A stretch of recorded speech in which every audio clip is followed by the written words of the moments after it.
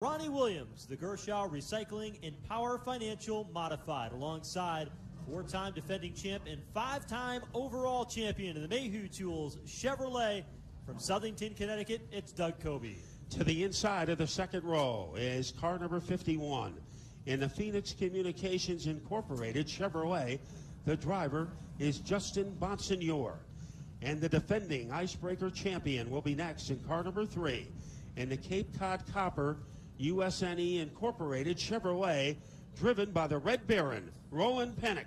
He's already got a win under his belt this season, winning the season opener in car number 7 New York. It's John McKennedy, the Excel Construction Incorporated Chevrolet, alongside the 07 of Patrick Emmerling from the Buffalo, New York area, the Buffalo Auto Auction Chevrolet. Starting 7th will be car number 63.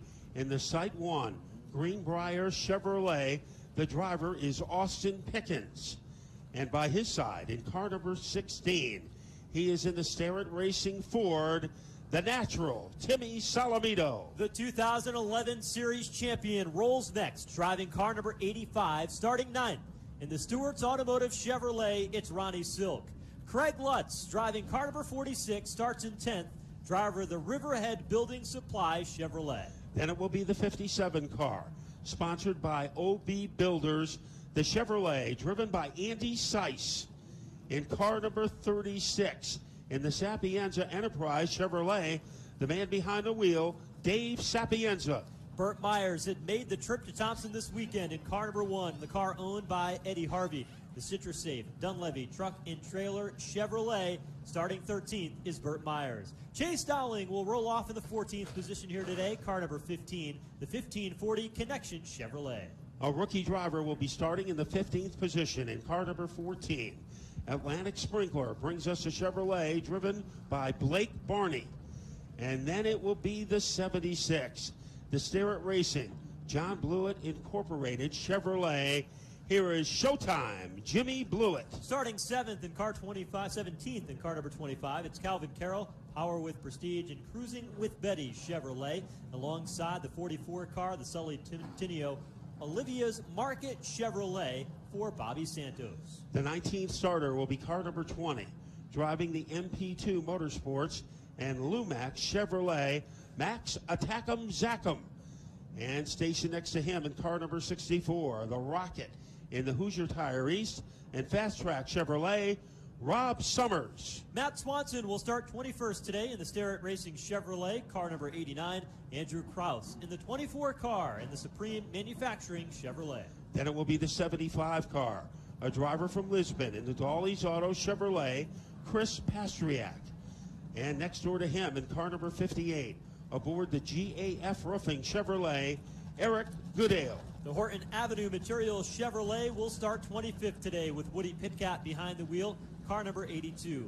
Kyle Bonsignor in car number 22, driving the Snap-on Tools Ford, starts 26th. Then it will be car number 6 in the TS Hauler Chevrolet, Priest Lightning, Ryan Priest. And hanging out next to him in car number 54, in the Catalano Motorsports Chevrolet, here is rookie driver Tommy Catalano. Starting 29th from Louisiana in the OB Builders Chevrolet, car number 97 is Brian Dowza. Starting 30th, car number 95, the Eastport Feeds Chevrolet, it's Kyle Soper. Then it will be car number 26 in the Lakeland Landscaping Supply TRC Electric car, Gary McDonald. In car number 23, he is in the PJ DeGracia Contracting Chevrolet, Joe DeGracia. Starting 33rd, the Performance Engine Kendall Oil Chevrolet, car number 38 is Manny Diaz, alongside the 78 car, Walt Sutcliffe Jr. in the Close Enough Racing Chevrolet. Then it will be the 01 car, the Crowell's Towing Chevrolet. The driver is Melissa Fifield. And then the veteran competitor in car number 33 in the Performance Engines Kendall Oil Chevrolet, Wade Cole.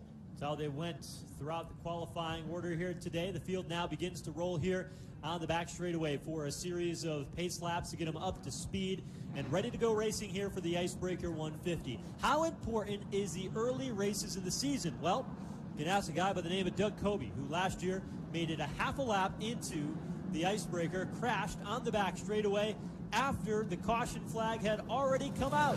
He was behind the 8 ball at the start of the season, and somehow, with a stretch in the midsummer months to the fall, he was able to walk away with his 4th consecutive Whelen Modified Tour Championship. But the drivers and teams don't want to make it hard on themselves like Doug Povey and that team had to do last year, Matt. They want to come out of the gate strong and capitalize in the early season races like this one here in Thompson. Yeah, they've been pointing at this one for a long time. I think the laps in April are just as important as the laps on World Series weekend in October. Maybe an unusual face on the pole. Ronnie Williams started in go-karts, moved up into the SK Lights and then the Sunoco Modifieds. And Ronnie Williams has a responsibility for getting the series underway. And the 5-time champion is next door, the closer, Doug Povey. So we have a pretty contrasting front row, a relative newcomer and Ronnie Williams, and a 5-time champion in Doug Povey. Many times here at Thompson Speedway, we have seen first-time winners, including guys like Bobby Santos, who got the job done, even some of the other greats that Timmy we have come across. I was going to say Timmy Salamito. There are many who came here and got their first win at Thompson Speedway Motorsports Park. Will today be that same story? Can Ronnie Williams, from the pole position, bring it around and win the Icebreaker 150? Only time will tell, but he certainly has the talent to get it done. And he also has the confidence. So that is another big factor. So the field doubled up, getting their pit road speed. We'll see these cars on pit road at least a couple of times today. We've got Pete Falcone working pit lane for us to keep us updated on all the stories that'll play out throughout this Icebreaker 150. Some of the big dogs coming from the back of the field. We mentioned earlier in the day today, Ryan Preece did not practice yesterday, had a deep draw in qualifying, and today will start deep in the field back in 27th. That's been pretty common for him over the past couple of years. Whelen Modified Tour having to come from the back, hoping to turn his luck around here at Thompson. Bobby Santos fared a little bit better in qualifying after racing in Phoenix yesterday. He will start in the 18th position here today for the Icebreaker. A new paint scheme on that number 6 car for Ryan Preece, and he will try to wiggle his way to the upper tier of the field,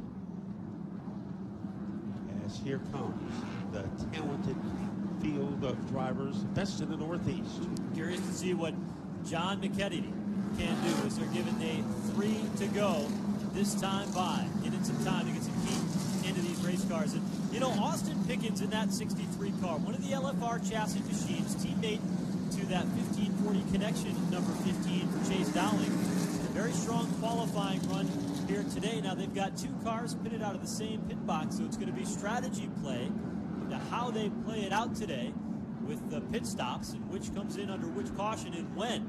And that could be a factor in the race today. Pickens in the 63. His best qualifying effort to date. Race fans, 2 to go this time by. Cold day here at Thompson. Great opportunity to stretch your legs, get up, and salute these drivers when they come around next time through. We're going to need your help up there in turns 3 and 4. When they come down this time, we're going to get up out of our seats. We're going to wave our hats and our programs and salute the stars of the Whelen Modified Tour. Here they come in turn 3. Let's give these guys a big Thompson Speedway send-off.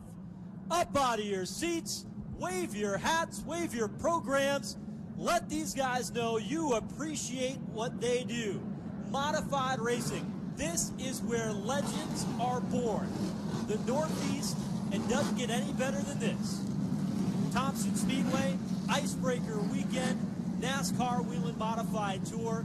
This is the die-hard short track environment. And it all comes down to this, 150 laps to win the Icebreaker. Staged and ready. The final opportunity. Preparations have been made. Kobe and Williams on the front row. So I'm sure you fans are ready. 36 drivers are ready and ready to take you to the start-finish line to get the party started Joe Koss. Ronnie Williams, his first career pole, starting on the outside lane of the Icebreaker 150. The defending champion to his left side. It's Doug Coby in the Mayhew Tools number 2, pacing up to the restart line off turn number 4.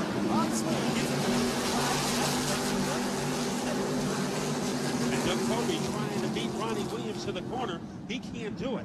By an eyelash, it's Ronnie Williams, but here comes Coby trying to take over the early lead. Down the back straightaway and into turn 3 for the first time. Bonsignore locks up the brakes, getting into the corner. He gets into the 3 of Rowan Pettit, along with Patrick Beverly. Everybody else goes scattering through the turn. And Andrew Krause in the 24 car was one of the cars that got twisted around in that, pointed in the wrong direction. One other car is paused. I believe it's a Max Zackham, number 20, that's got the right front tire knocked off of that machine. So just like we saw a year ago, a lap 1 incident here on the Icebreaker brings us under caution. We saw the smoke come from Bonsignore's tire, and the fire erupted behind it as the entire outside row was drifted up toward the high groove and toward the wall. And there are cars coming in for service already as Austin Pickens in the 63, the first to enter pit road.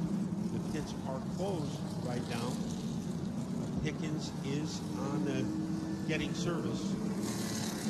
Zackham got the worst of that, but it could have been a lot worse, Joe, because the entire outside row scrambled to the outside groove. Well, you look at exactly what happened there. Justin Bonsignore was on the inside lane of the racetrack in that number 51 car. He went charging off the end of the back straightaway, trying to beat out his competitor running alongside. It was Rowan Pettit. When he got into the turn, you saw that white smoke as he locked the tires up getting into the turn. Bonsignore's experienced enough to know that when that happens, you can't keep your foot on it because you're just going to go straight. Just like if you got sliding sideways on ice here in New England, if you hit the brakes, you're going to be pointed in the last direction that you were going. Well, Bonsignore lifted off that brake pedal, gathered it back in, but when he did, the car shot up the racetrack even more, and that's where it caught Rowan Pettit.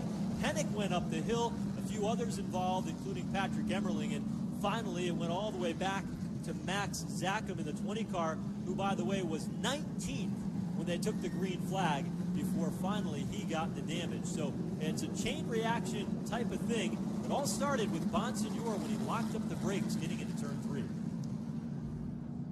And Doug Coby and Ronnie Williams, they were ahead of the incident, so they are safe in the 1-2 spots in the lineup. And Justin Bonsignore is able to hold on to his number 3 spot, as once again he was very calm when chaos in the form of smoke surrounded him. If you overcorrect the modified, you will be headed into the wall.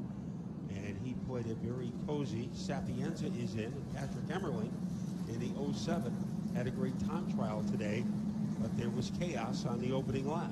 Hard to tell if there's any damage on that 07 for Patrick Emmerling, but it looks like they're going to go around and change right side tires. He might have just scuffed the outside concrete there on the right side. Pete Falcone's making his way down to that 07 machine. Pete, as you look down at that 07, they're putting a new right front tire on it. It appears as though he might have caught a little of the outside wall up there in turn 3. Not apparent by looking at the tire that they took off, but maybe just to be on the safe side, they figured it was time to change it, starting with this early part of the race. Plenty of time to get back up there. So, yeah, a change to the right front, a check of the suspension up there as well, and they'll send him on his way. Sometimes that can work to your advantage, Matt, when it comes to pitch strategy. You get a little bit out of sequence of everybody else. We're only 4 laps into this year's Icebreaker 150, and the field being told to double up here at the start-finish line, with Ronnie Williams now being shown in the 2nd spot, Doug Coby as the race leader. I mean, what a way to start the New England season for Max Zackham, as he was more confident than just about everybody, but he ran into a roadblock on the opening lap, and Dave Sapienza is coming out, a late arrival, onto the track. So a front row occupied by Ronnie Williams and Doug Coby. Coby is the leader. Well, Coby will restart on the outside. Williams on the inside as we get ready to turn them loose. Pace car heads in. Coby, the race leader, will bring them around to the restart zone, which is that cone up here on the front straightaway, a little bit different than our weekly series here at Thompson. Hits that restart box. Starting off in that outside lane advantage for John McKennedy. He takes over second, and Williams is pushed back to third. Boy, impeccable timing that time for Doug Colby. Now here's Bonsignor as he grinds his way on the bottom underneath the line. And Slice in the 57. Side-by-side battle for fourth. It's Justin Bonsignor down low. Outside lane for Ronnie Silk. Now Silk looks up. He gets by him. Here comes Andy Seiss in that 57 to challenge the fifth spot for Justin Bonsignor. Good start. He tries to corral the back bumper of the Ron Williams car. Salavito loses a position to Seiss. And right behind the natural is Craig Watson, car number 37. And they do it on the inside. Red, white, up in the high lane. The Eddie Harvey #1. Black neon numeral #1. Blew it though on the bottom.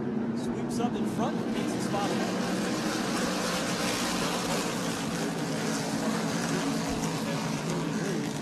Over John Kennedy. He is off to the foul with one interception as Matt Swanson almost was able to get underneath Bobby Santos.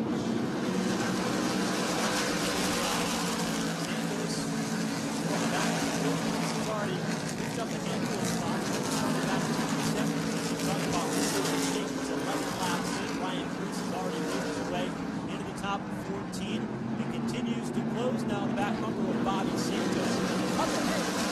Down there. 46 car of Fred Watts.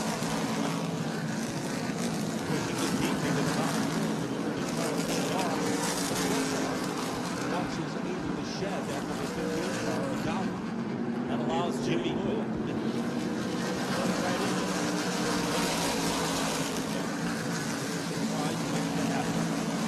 Salavito makes a quick run with Seiss. Seiss just lost 4 spots in one turn. He's losing more. Andy Seiss is off the pace, former champion.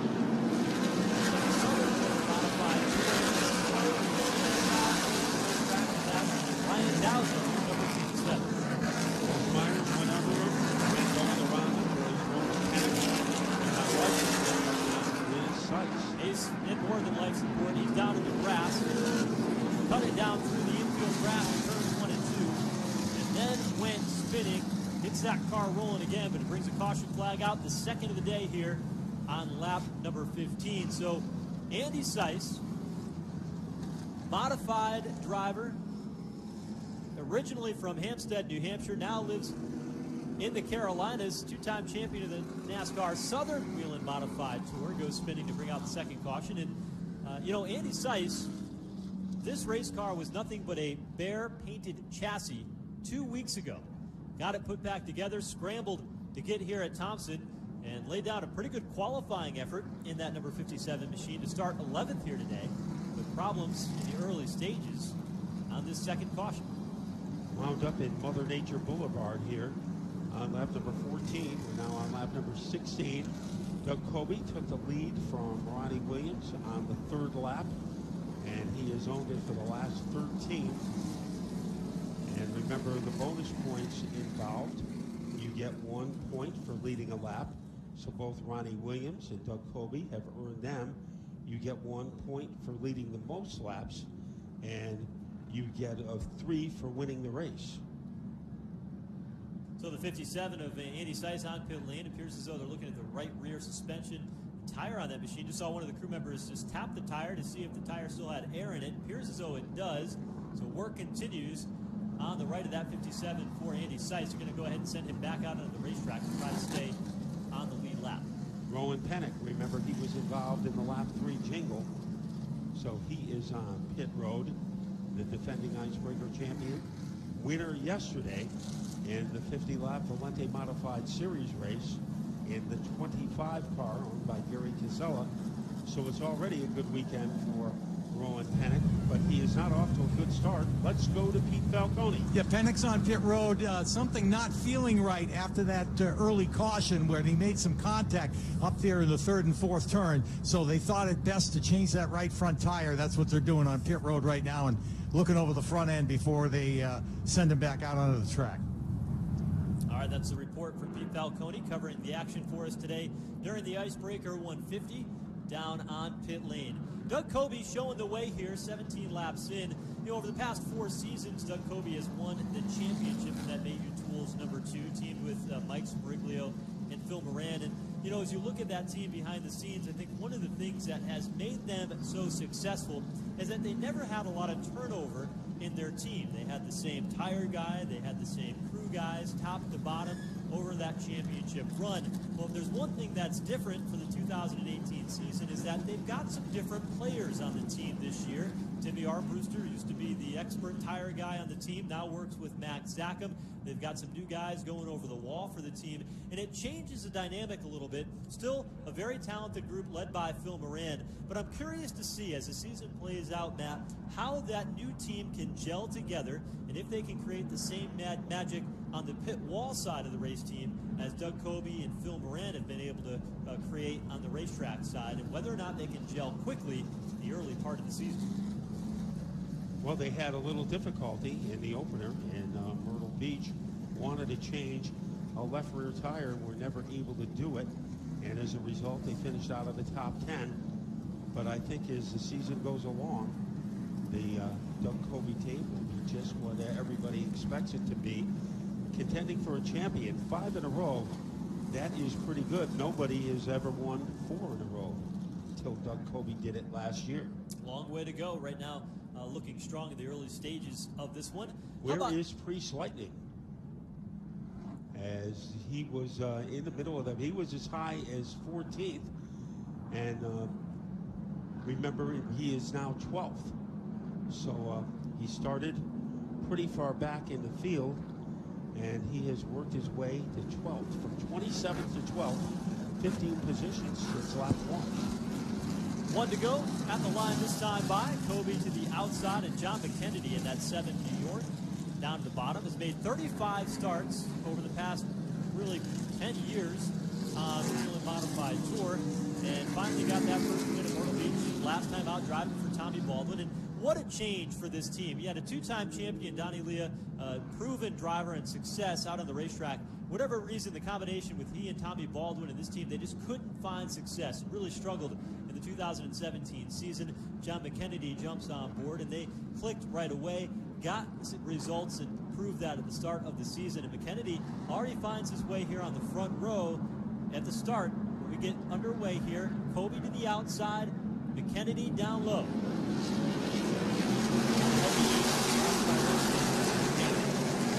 Like fire coming from Frank's nostril, he regains his top spot. He's got a distance already off turn number 2, back to the second place machine. Ronnie Silk in the high lane, getting the help for the outside move by Timmy Salamito, pushing Ronnie Silk up to the runner-up spot. Timmy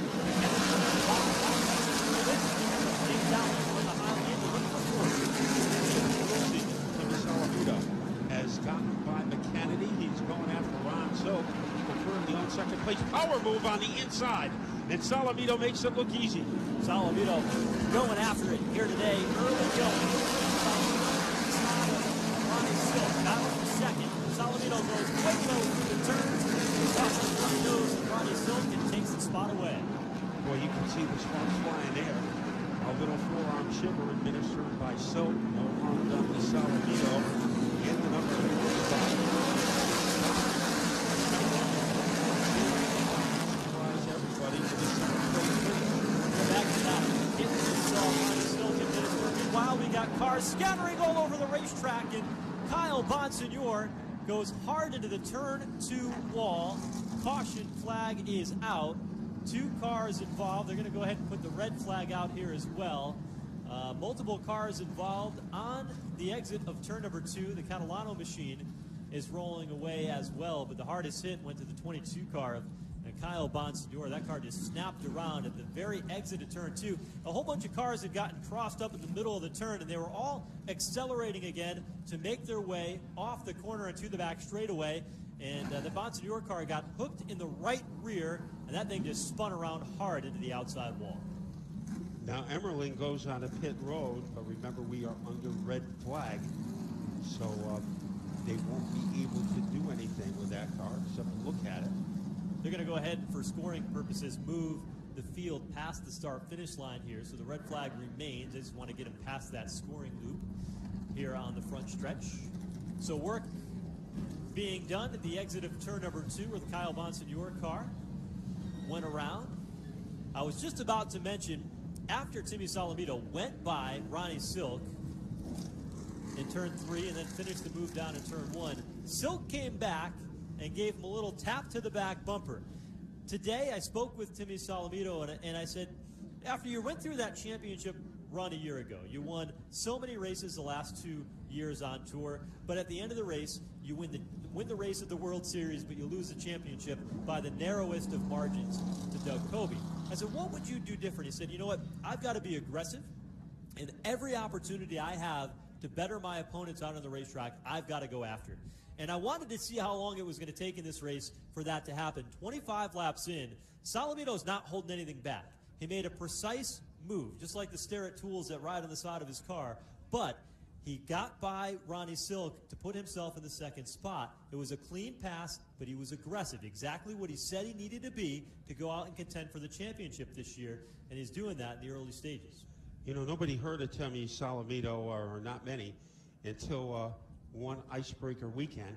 He finished 4th, and that was kind of his coming out party, and all of a sudden I think that 4th place finish made him a different driver, a lot more confidence, and he has always been at his best when he has been aggressive. One of the more aggressive competitors on the tour, and I think we'll see that on the upcoming restart between he and Doug Coby. The rivalry of the tool manufacturers up there on the front row between Coby and Solomito. Kyle Bonsignore's car is being pulled back to the pit area here. They've got it hammock style. You see how badly damaged it is there on the right-hand side. Be curious if we can catch up with him at some point here under this red flag or a future caution. Kyle is the cousin of Justin Bonsignore, and boy, this kid has got a lot of talent. We've watched Justin on the series for the last couple of years, but Kyle just as talented, and I think as the season goes on, if he has better luck than he did here today at Thompson, he's a guy who's going to turn a lot of heads in the Whelen Modifieds. And he has had limited opportunities on the tour to this point, but I think what he did in Myrtle Beach, even though he didn't have that great a finish, he impressed a lot of people. So Kyle Bonsignore being hammocked off of the track, and we have a little cleanup duty. Some landscaping has to be done in the turn 2 area at the entrance to the backstretch, and then we should be ready to resume. 36 cars, and already a lot has happened in the first 25 laps. Yeah, very much so. I'm impressed so far by the work being done by Ronnie Silk. This racetrack was always a good racetrack to him. He's won a handful of Whelen Modified Tour events here, going back to his championship seasons. Was really back in 2011, where that was his prime here at this racetrack, and that was when he really rose to the top of the class. And this Stewart number 85 team, as we talked earlier before the race began, was piloted by Woody Pitkat, Todd Zegedy in the past, and Ronnie Silk is the driver that over the past few races has really brought this car to life. And when you come to a racetrack that you've got a real passion for, like Ronnie Silk does in this 85 car, that certainly makes a big difference. But this team has had a bounce in their step since Ronnie Silk has got behind the wheel. One-time champion of the Whelen Modified Tour, and I think the race that I remember the best at Thompson Speedway came at the Icebreaker. Green-white checker run between he and Roland Pennick. Pennick beat him to the finish line, but he also beat him to the restart line, and because under the rules at the time, Roland Pennick did not give the lead back to Ronnie Silk. The win went to Ron Silk. A pretty controversial win, but a great moment here in Icebreaker history. Always a fun driver to watch, and one of the stories that sometimes we've had the opportunity to tell, but when Ronnie Silk was working his way up through as a kid racing go-karts, he actually had the opportunity to race against the likes of Danica Patrick and others that were coming up through, and so he's a very talented driver in the family plumbing business down in the Fairfield area and Norwalk and Fairfield County, that way in the state of Connecticut, but having a good run here in the third place in that 85 for Ronnie Silk, and still a long way yet to go, Matt. Still the tire strategy that's still yet to play out. So you talked with Craig Lutz earlier in the day today, and he's in that 46 car today. He said he wanted to be one of the last cars to come down pit road. And so the question is how late can you really go in this race and still be able to make it work? Maybe our man on pit road, Pete Falcone, has some insight on that. Well, the insight right at the moment is with Kyle Bonsignor, who looks over this very heavily damaged car. First of all, I got to ask if you're all right. Yeah, just a little sore. Can you tell us what you saw up there? It looked like 5 or 6 cars in front of me were racing really hard. I mean, it's lap 20, and they're bouncing off each other. But going into 1 and 2, they got real squirrely, and then somewhere in the middle of 2, somebody checked up real big, and I just went to the bottom of the track. I thought I had it cleared, and someone came flying down the track and just clipped me. It felt like it was in the right rear, like behind a tire, and it just turned me head on in the fence. I mean, there was nothing I could do. I was already to the bottom of the track and had the wheels turned, and I was on the gas, and it just turned me like a head on in the fence. And I think I got hit again after I hit the fence. So tough way to end the race on this day, particularly so early. Yeah, it was. I mean, we weren't where we wanted to be. We were working on the car. I just wish we had more time to work on it, fix it, and now we really got to fix it. So. Well, Kyle Bonsignor, good that he is okay and able to walk away from it. The damage very heavy to the race car, and obviously very disappointed. Yeah, thanks, Pete. We can hear the sawzalls and the drill going in the background there as they try to get that car repaired and ready to go on to the next race. So Kyle Bonsignor didn't have the day he wanted to out on lap 25. We've got 4 races that the Whelen Modified Tour will be running here at Thompson throughout the 2018 season. The next time the tour is in town is a Wednesday night show on June the 13th. It's part of the Thompson 125, a very busy night because we also have the NEMA Lights along with our Whelen All-American Series divisions on that Wednesday night program. An excellent show, get you in and out quickly and enjoy the entertainment here at the Whelen Modifieds. And it's really different when you got the opportunity to see these cars race here under the lights at Thompson. It seems like the energy and the excitement just picks up a little bit more when we go night racing here at the Big T. There's plenty of energy on June 13th, and there will be. And the NEMA Lights, they put on a good show yesterday with Todd Bergman getting the win. So it'll be always a good thing to see the NEMA Lights again, as long as the best drivers in the Northeast in the Whelen Modified Tour. Tommy Catalano is headed back out in that red number 54 car, so he is back on the arena. And there's one car that's still on pit lane, and Pete Falcone has made his way down to report on Patrick Emerald. Yeah, the crew was on the wall with a red flag that seemed forever to them. They were like waiting for the buffet to open, just spring over the wall and get out there to do some work. They got a chance to assess it anyway under the red flag, and there's a fair amount of suspension damage on the left front. That's what they're working on now. Obviously ready to replace some parts up there. Other than that, the car looks pretty good, at least from what they can see. But right now, the work is heavy on the left front. Matt, sometimes when you wait for the buffet to open, the food is cold by the time you get there, and I think that's the kind of feeling that Patrick Emerald has. Well, I was going to say, Pete's been announcing with us too long now all of a sudden. He's been hanging out with you too much, talking about the buffet down there on pit lane. Yeah, those food references can be contagious. And back on pit road, Andy Sykes right behind 36 of Sapienza. Still working on that right rear suspension on that 57 there for Andy Sykes. And Sapienza also on pit road, as you mentioned, work being done there on the right rear tire of his car. So circulating back under the caution flag here, Doug Coby leading the way. Timmy Salamito is second with Ronnie Silk third. Chase Dowling, haven't talked about Chase at all yet today. He's in the 4th spot up ahead of the 51 car, Justin Bonsignor. I'm curious, after that lap 1 skid for Justin Bonsignore whether or not he might have flat spotted those tires a bit, because his car, since that incident, really didn't show that much speed. He hasn't lost too many positions, but sometimes you get a little bounce in the wheel when you flat spot him like that off the end of a straightaway, and it takes some of the handling and uses up those tires a little bit too early. So when that happened, I believe he was in third in that incident, and he is in fifth now. So he has lost a couple of positions. Ronnie Williams has been one of the biggest losers so far as positions are concerned. Started on the pole and currently is running in the 7th position. Williams in that 21 car, planning to be full-time on the tour this season, right ahead of Craig Lutz.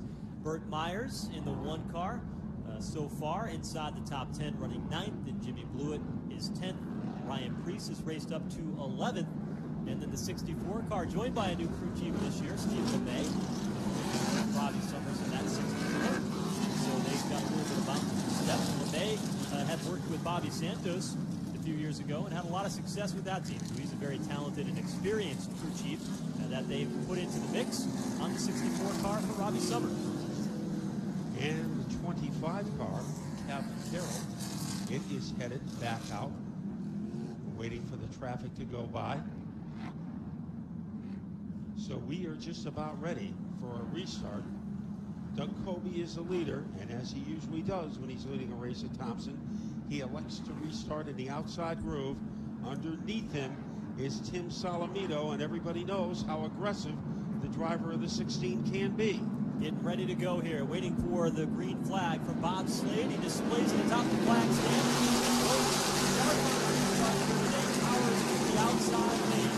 And turn 2 he goes. Outside now, Dowling trying to fill the gap. He gets by Silk. Dowling charging up high, and he drives to second.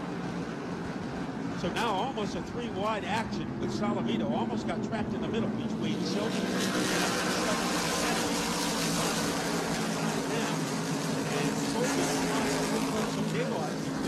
Dowling, and he is unable to do it. Yeah, not as efficient, Coby, on this start as he had been on other starts, and Dowling's going to stay right with him, getting into turn number 4. Dowling now looking to the inside, off turn number 4, falls back in line with the tire tracks. Well, almost got him. He's trying to sit halfway into the car, and then has to fall back. Dowling's time is coming. It's just a matter of when. Second, right ahead of Timmy Solomito, looking low again off turn 4, racing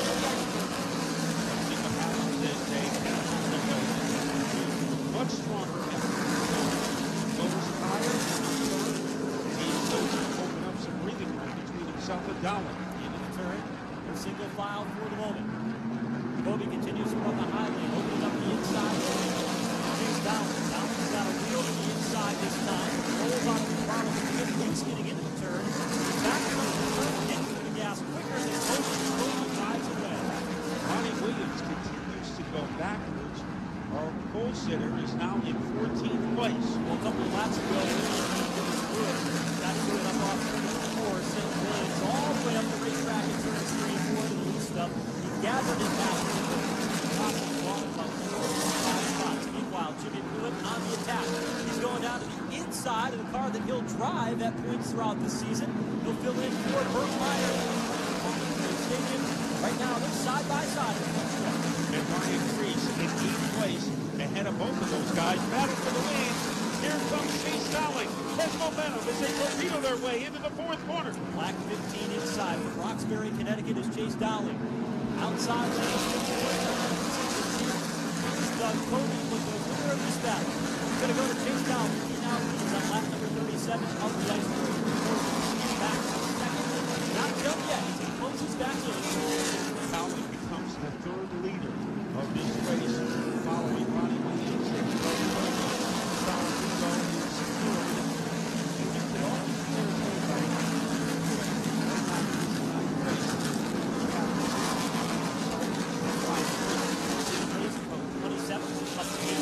His goal is to get in a good position by the time they make the pit stop.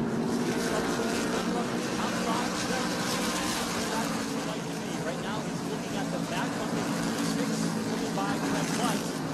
Lutz running in the 7th spot at the moment. Good there, trying to get underneath. Rob Summers almost made it happen. He's going to try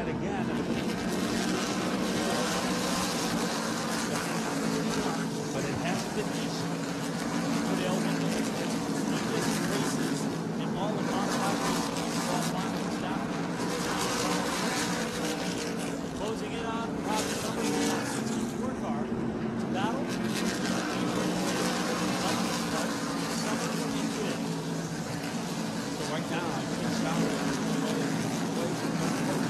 and everybody else. Saladino has come around while Ryan Priest getting that moment again. Lutz looking pretty real in that 46 machine. Boston York going after the net. You know, the 76 was much faster than Priest because Red White is higher in the window. Now he goes inside in turn 3. Then Red White is in 76. Showtime to go tonight. This must be done under Priest that time, and he'll try it again in turn 1. Way all over the Priest. Pass it on to Volcano. And now Myers back up the line. That's all. Jimmy Blewett. And all by his Now he's starting to drive away. Probably the closest chance of James Allen at winning a race here. Just a few years ago, welcome back exactly about the same state. Have the box that day. First time in this racetrack. It's one of the hottest commodities in modified racing yet to win modified racing. is crazy good about Kennedy car. They still come on.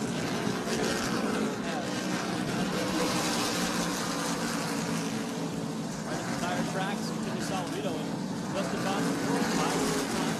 And that 51 car behind Kennedy. It's a run down the back. Moves in on the bumper of the Kennedy. Stay in line. This way, underneath Lutz, he came up heavy. That take on his tire. Yeah, it certainly can beat him up. It's been pretty aggressive. And not worry about him fading away, especially when he's got the opportunity to come down and rubber before it's all said and done. There's three.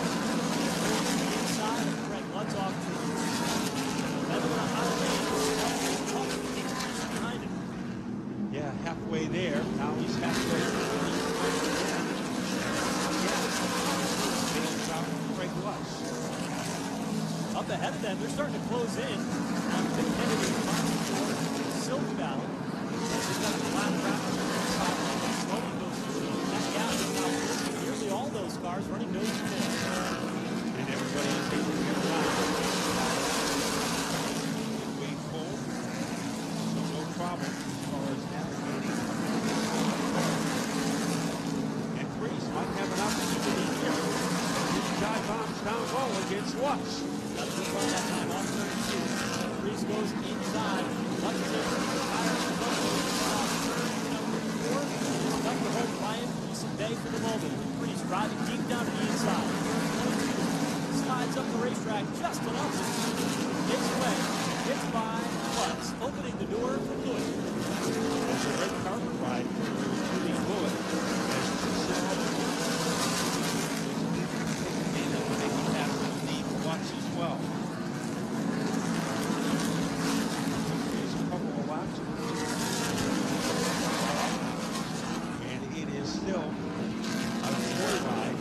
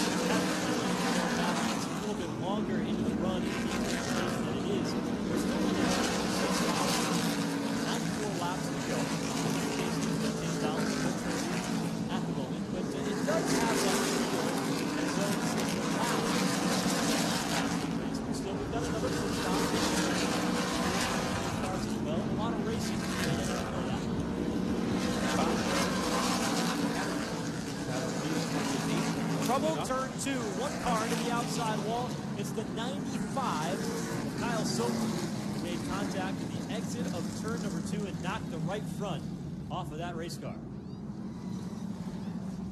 And he will limp into pit road. As you see what used to be a left front tire on that car, and the right front also peeled back, so a pretty nasty situation for Brian Dozer. All right, now race fans, take a look down the pit lane and see who's scrambling for air guns, tires, and jacks. Will we have any activity here on pit lane? 58 laps in. Is it too early? I think it is too early for the front runners. But if you're not handling well, this is your opportunity to get the car back in order. So I think the only guys who will come in now are the ones who are not happy with the way their cars are performing. Now, a couple of guys already getting up on pit wall and getting ready to come down pit lane. We'll see if it's a game of chicken on pit road or if anybody will come. Some pit signs are getting ready. If we have the action, we'll join our pit reporter down on pit lane, Pete Falcone. You look back at the fall final a year ago, and the 58 car of Eric Goodale came on and off pit road 3 or 4 times in that race. Others that were up front, well, they didn't take as many pit stops. So you never know what strategy is going to play out when it comes to running a race here at this racetrack. 150 laps of distance. We're not even to lap 60 yet. And Matt, as many will tell you, it certainly can be a bit too early. Get that rubber in the late stages, and then you can go like mad to the finish. Like Craig Lutz says, be the last one to pit and the first one to the finish line. So the green flag is out, and Doug Kobe is on his way in. Dowling stays out. Yeah, a couple of others coming as well, including Ryan Preece, Craig Lutz, Eric Goodale, Rowan Pennick, all coming down pit lane. So we'll see what happens here. They'll have plenty of space on pit road. Ryan Preece, one of the first cars to hit his pit stall. Jeff Preece, his dad, is the crew chief, although Ryan maintains the car full time. Let's go trackside to Pete Falcone. Yeah, we're in the Mayhew Tools pit as they work on Doug Kobe's number 2, making a chassis adjustment to the left rear and tires on the right rear right at the moment as the crew member takes the wrench around to the other side, and he'll work on the right side suspension as well. Just trying to snug that car up a little bit. Pretty quick stop. Air adjustment, tire pressure adjustment on the left rear of the number 2. Down and away. He's got a few others that got out ahead of him, but Doug Kobe's got his service done. Doug Kobe ended up losing a couple of spots there on the pit lane. A few cars got off pit road ahead of him. Among them, Craig Lutz, who won the race off of pit road. Eric Goodale was second. Rowan Pennick third, followed by Doug Kobe, who came off fourth. Andrew Krause. Then it was Woody Pitcat, Chris Pastriak, and Ryan Preece, who lost a few positions there on pit lane. He took 2 rear tires on that 6 car for Ryan Preece. So interesting strategy here for Preece to come in early. And you know, I wonder, Matt, with Preece coming in and getting those tires early in the going, it seems like over the past couple of years, he has waited in races to pit late and then has run out of time to be able to maximize the brand new tires that he put on his race cars. This is a very different strategy for the 6 team today. And staying out were Salamito, Dowling, McKennedy, Bonsignor, Silk, Jimmy Blewett, Burt Myers, Robbie Summers, and Matt Swanson. Those were some of the top guys who elected to stay out and will wait to change their tires. Some of that's yellow, but that's probably, you never know when those yellows are going to come. And if we have a long green stretch period, the strategy could backfire. So much for pre-race strategy, because Craig Lutz said he wanted to be one of the last ones to pit. He was one of the first. But they have made their flying effort to date. He got off pit road so quick. Pete Falcone's only a few pit boxes away from that 46 car of Craig Lutz. I'm curious to see what adjustments they made or what tires they took, because it was a very, very quick pit stop for that team. Okay, we are getting ready to resume. So the thunder is about to erupt. A little wiggle back there for Dowling. Let's see if Salamito can take advantage. Inside is Dowling outside. This is Salamito. Salamito powers to the accelerator. Gets a good run off the turn. Down the back straightaway. New leader for the moment Salamito as he clears Dowling in turn 3. So Dowling picked the inside lane and it came back to fight him.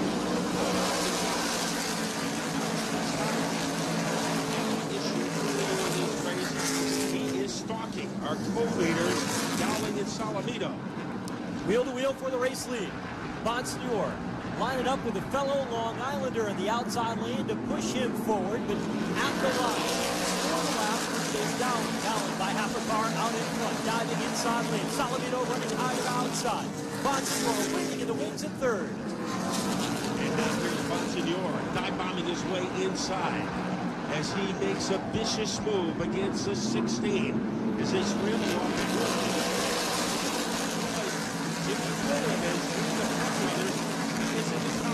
Trying to make it into fourth against McKennedy. What a run by Jimmy Fluid here this afternoon at Thompson.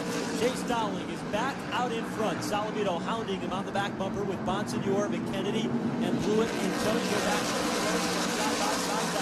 Couple of champions going at it. Ryan Silk 85 inside one car. Burt Myers in the height. Was able to hold off Rob Silk, and Myers takes advantage of that. And Ronnie Silk is able to fight back. Obviously, you never can count him out of a race at Thompson as he just moves into the upper tier of the field. And I would expect him to get pretty strong early. He loves to hang back and strike when nobody's looking.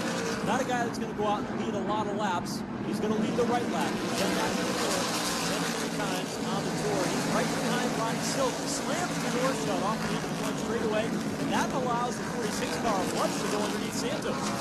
Remember yesterday, Santos went from 17th to the winner's circle over the final 3 laps. So he has come back in.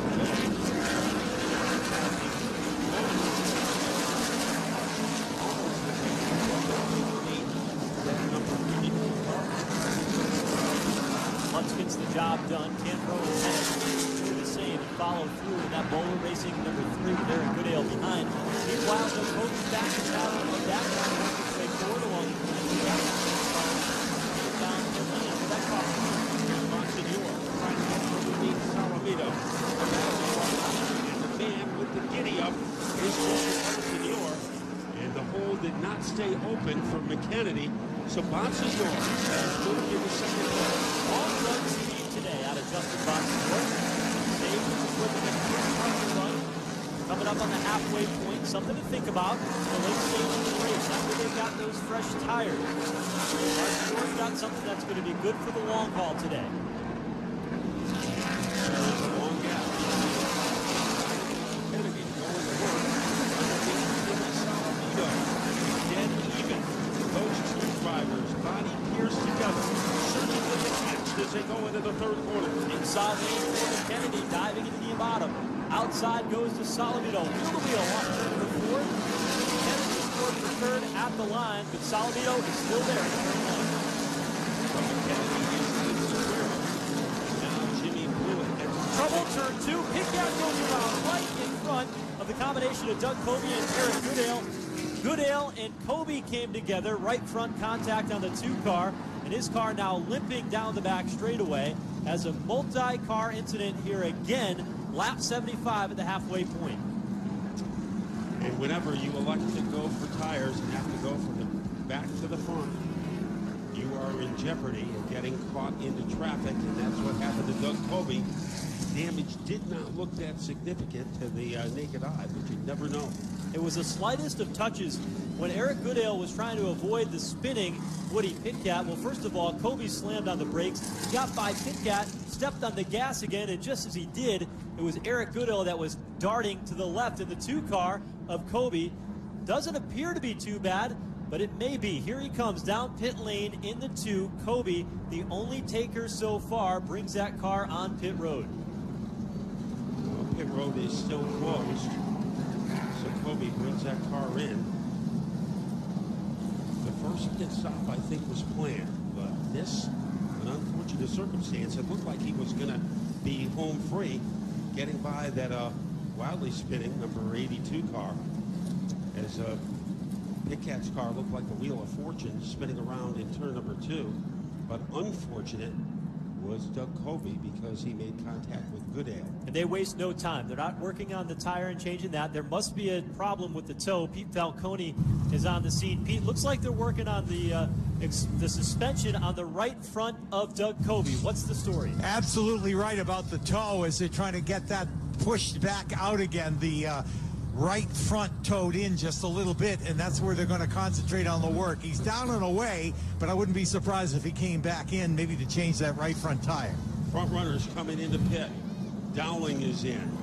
Bonsignor, McKennedy, Silk, Blewett. So the people who didn't pit the first time take the opportunity at the halfway mark. And they've got a clean pit road as well, right? So you've got a lot of space at the front end of pit road. The middle section of pit road is pretty clear as well. Among them on pit road, the 15, Chase Dowling, Burt Myers is on pit road, and Matt Stevens, Ryan Priest, and others, Pete. Standard typical stop, particularly for the 51 of Bonsignor, just changing the tires, no adjustment to the chassis whatsoever, and as predicted, Doug Coey's back here on pit road again. That was a pretty quick pit stop, Joe, for Chase Dowling, as they took care of business in a hurry. Quick work for that 15 team. So came out of the lead, pitting.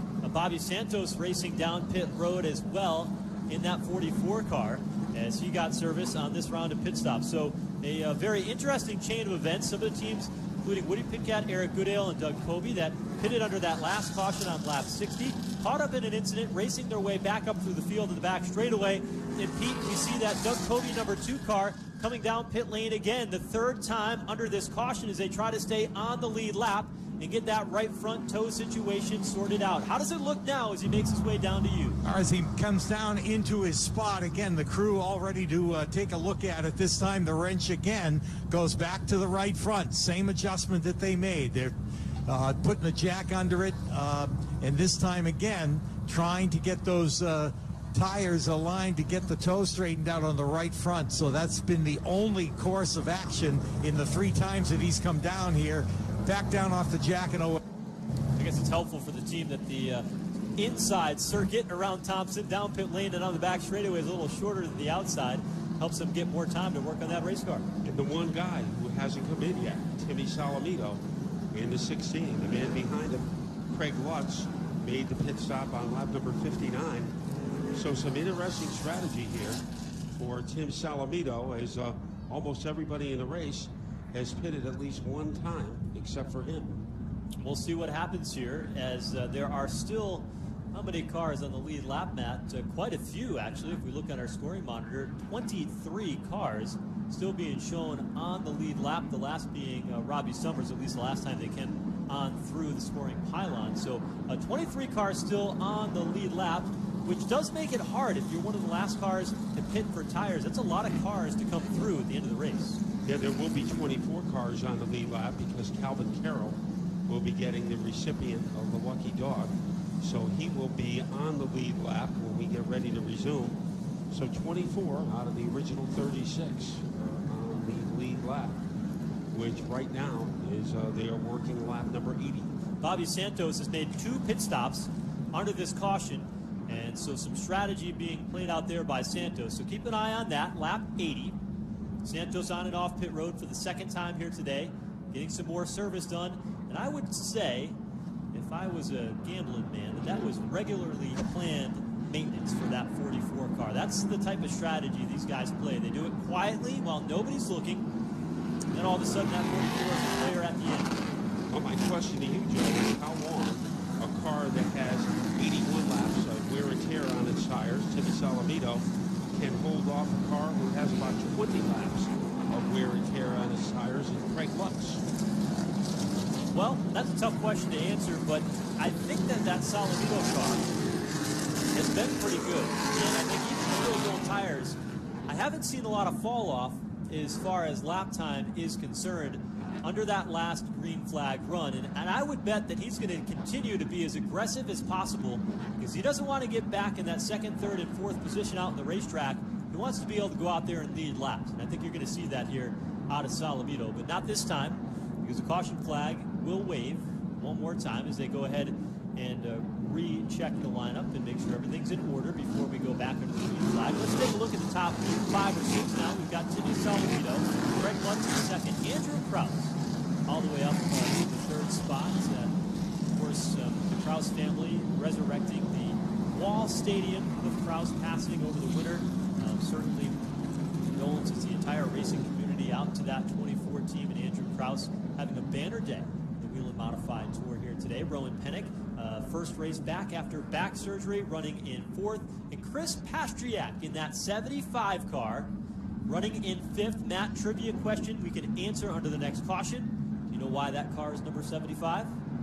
That was the car that his uncle, Carl Pastriak, competed with. Is that the reason? It's one of the reasons, but it's a little deeper than that. We'll find out in the next caution flag. Green flag is out.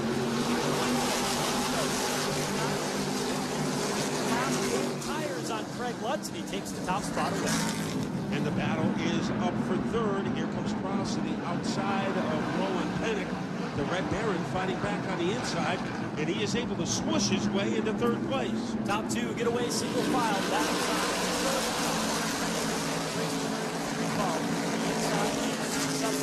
Outside lane. Kraus is able to hang on wheel to wheel down the back straightaway for 3rd. And Chris Pastriak moving in. Here comes Pennick driving Kraus up high. It creates a vacancy down low for Pastriak. Pastriak's got that line. Bottom shot to the back. Kraus taking up high. Top 3 single file. Now battling for 4th. A little bit of contact between the two. 75, Pastriak gets on through. Here comes Dave Zapienza to the inside of turns 3 and 4.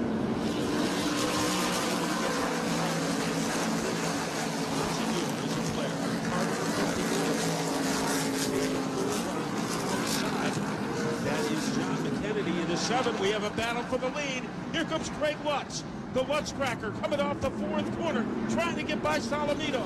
Craig Lutz going for the 7. Now here it comes, Rowan Pennick. Pennick fills Jack to the inside. Salamito loses 2 spots, gives the bumper to Pennick. Now he looks to the left elbow. Here comes Pastriak in the 75. Pastriak trying to infiltrate the top 3. Fireball their way off the corner. Salamito holding them off for the time being. I think Salamito would love to see the caution come out right about now. Don't cut them out yet. Tires will go a long way. Running in 3rd. Pastriak 4th. Kraus holding his own. Now here comes Showtime. Jimmy Blewett going all the way to the inside. Nearly making contact with Kraus. Somehow he made it work. Feels like a Pet Christopher dive bomb to the inside lane by Jimmy Blewett. He's in the top 5. Boy, he almost wound up in John Deere country on the lawn.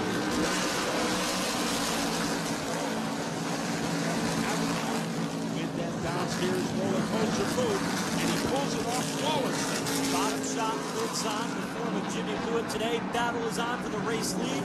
Blewett looks inside now for 3rd. Bottom, Blewett outside. Got the job done. As here comes Pennick inside of Lutz. And Pennick is able to move into the lead. The reigning champion is out in front, but Jimmy Blewett is a straw that is stirring the drink right now. Contact with a 6 of Lutz, and it springboards Blewett into 2nd place. Outstanding racing here in the Icebreaker 150 as Jimmy Blewett out of New Jersey has raced his way to the 2nd spot in that red, white, and blue number 76. Here he comes, going for the race lead. Blewett down to the inside lane, comes together with Pennick in turn 1. These guys who have had issues in the past, Blewett and Pennick. And Jimmy Blewett has taken over the top spot. Jimmy Blewett, the tragedy that bestowed his family here at Thompson back in the 2007 racing season with the loss of his brother. Off turn number 4 is leading the Icebreaker 150. Double file battle for 4th and 5th. As that is Lutz trying to hang on. Inside of him is Chase Dowling. And Dowling is back in the 4th, and he's taking Bonsignor with him. A bold move for 2nd by McKennedy. He got it. McKennedy up to 2nd. Opens the door for Dowling. Inside lane, Dowling underneath Pennick. These guys race weekly in modified competition. They know each other well. And Dowling's got the spot. Coming back to fourth. Bonsignor now fifth. And opening up some daylight between himself and the rest of the field is Jimmy Blewett. Here comes Dowling to the inside of Kennedy. Dowling trying to strut into second, and the Kennedy won't allow it to happen.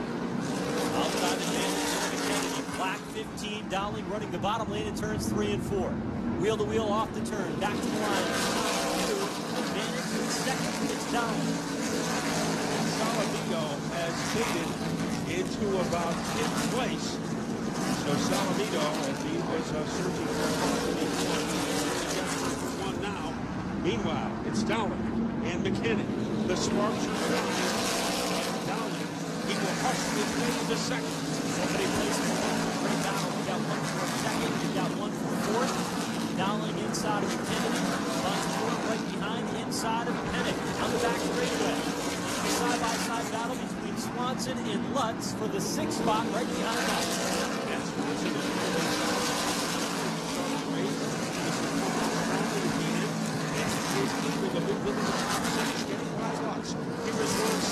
searching for him.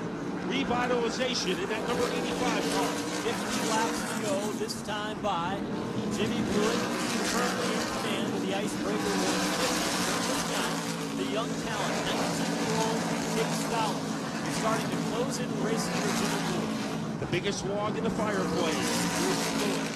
And here comes Dowling. Has to come back in the lead. Silk is that bamboo. Against Johnson. And Silk picks up a position for 6. Right behind Rowan Kennedy. Swanson is there. He's had good days here in the past at Thompson as well. Lutz and Pastriak. The question, whether or not it's going to come to the top, that is falling to the bottom half of the top 10. And here's Jordan Silk. That's Swanson trying to move back and get moved. And Swanson, a force of record today. 7th place car. Jimmy Salamito unable to do that. Salamito has fallen down to the 12th place. Salamito back up. He's going to have to move him back anyway if he came to tires to get going. So tires could make the difference. Look at the difference in foot for Jimmy Blewett and James Dowling, who is now only 2 car lengths behind Blewett. And Dowling goes up for the position. Is next. The countdown on the field. Pastriak making the move. In Carter Salamito. And when the yellow comes out, and it comes out, This is where we can see right here how bad Jimmy Blewett wants this win at Thompson. Still 45 laps to go, but how impressive is he going to be at throwing the block on Chase Dowling? Dowling is there. Can he stop him? Blewett protects the bottom. Dowling moves outside. Off turn 2.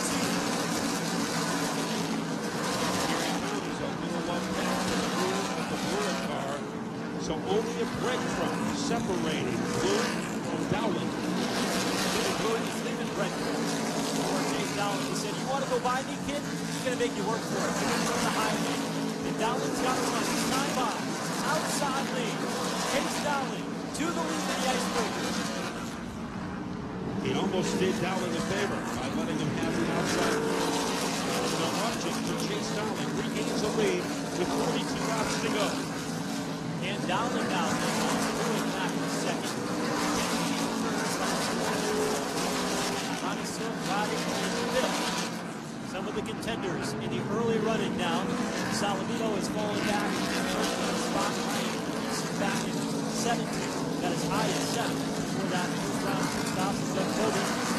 That problem under that last caution side. Now still on the track, but not far ahead, only 1 straightaway ahead of Chase Dowling.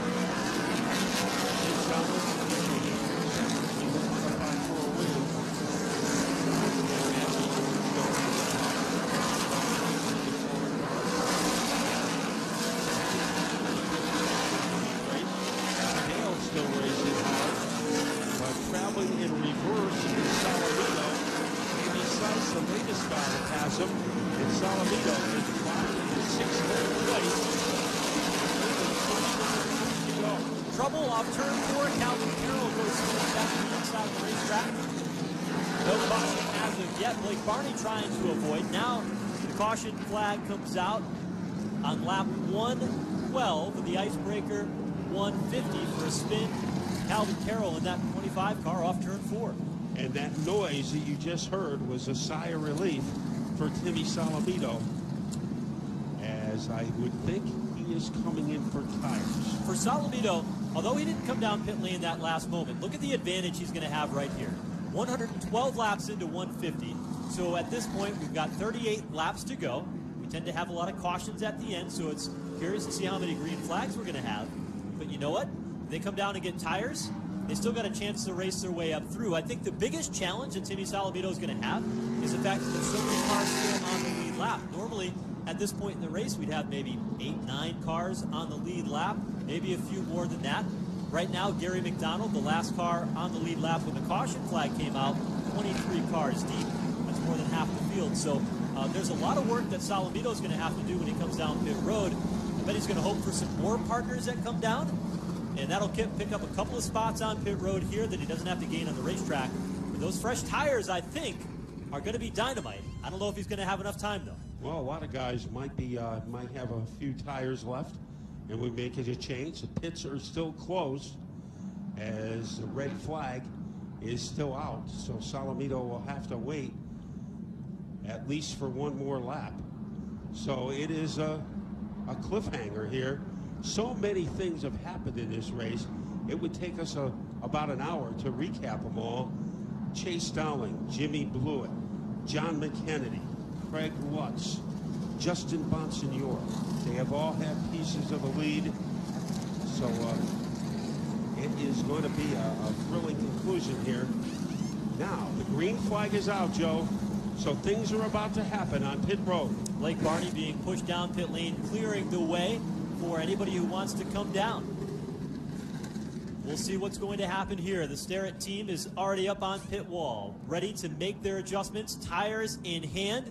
Pete Falcone will be there for the call of pit stop, and it's going to be a critical pit stop for this team to see if they can get these tires on quickly, get them all tight, and then send back out. Blewett, is he looking to come down pit road? Yes, he is. So the 76 car of Jimmy Blewett is on pit lane, along with Ronnie Silk and Eric Goodale and a host of others. You know, I was looking through my notes, Matt. I don't have the 76 written down on my notepad of coming down on pit lane, and they're going to come around to get tires. He might have been in, I might have missed him, but this is an opportunity for them to get tires as well.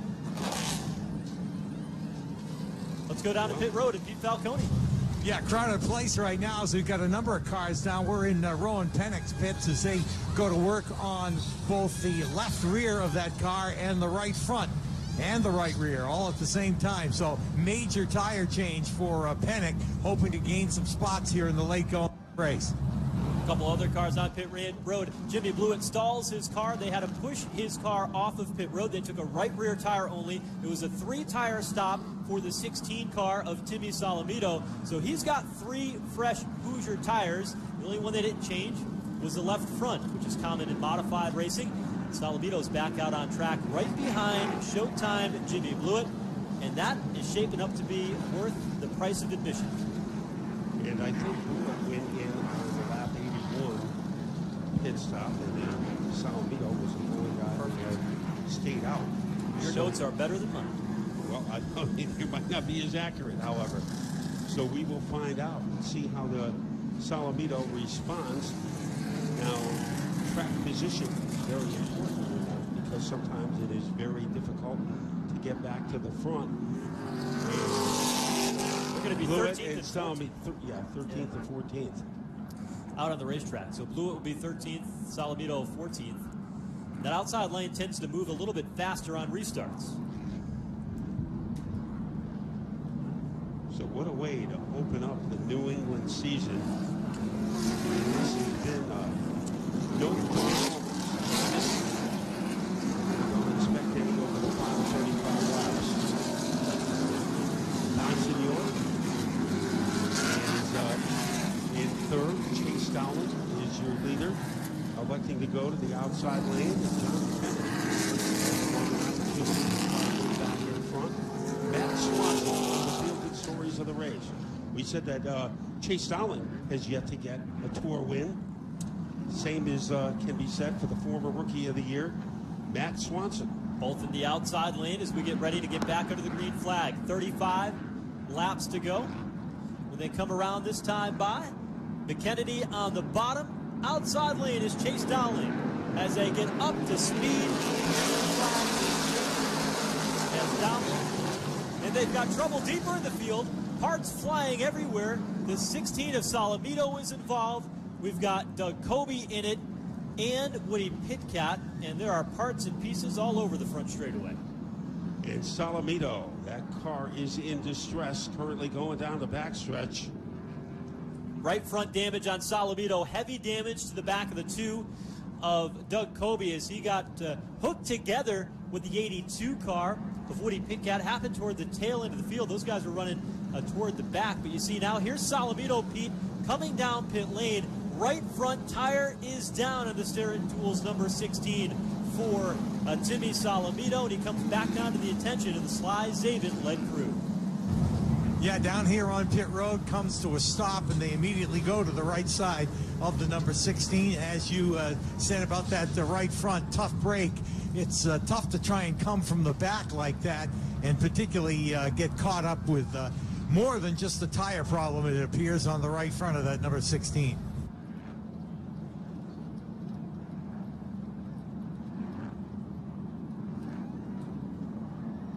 $117 laps complete. And maybe the cause of that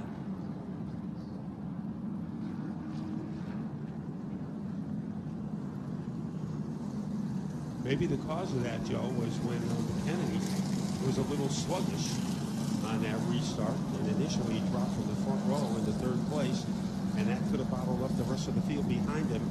The job is done for the 16 car as he is headed back out onto the racetrack. So Tim Salamito comes back out on lap number 120.